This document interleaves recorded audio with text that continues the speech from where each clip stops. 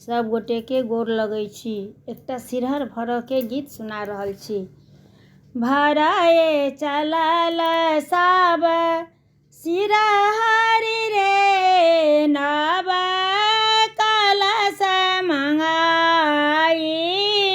भराए चलल साखी सिरहर रे, नव कलश मंगाई।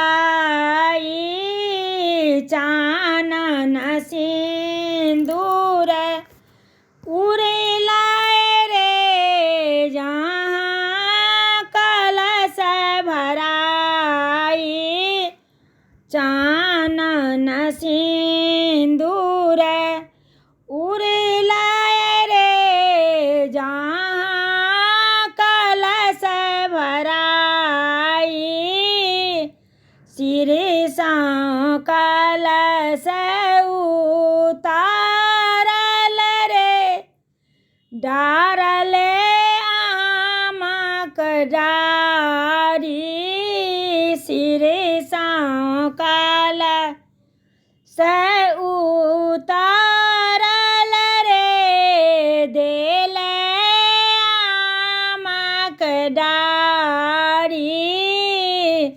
लोचन प्रीति जुरायल रे, सब मंगल गाई।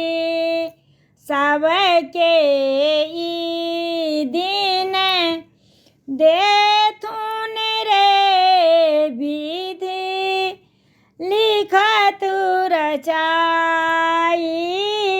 सबके ई दिन देथुन रे, विधि लिखत विचारी।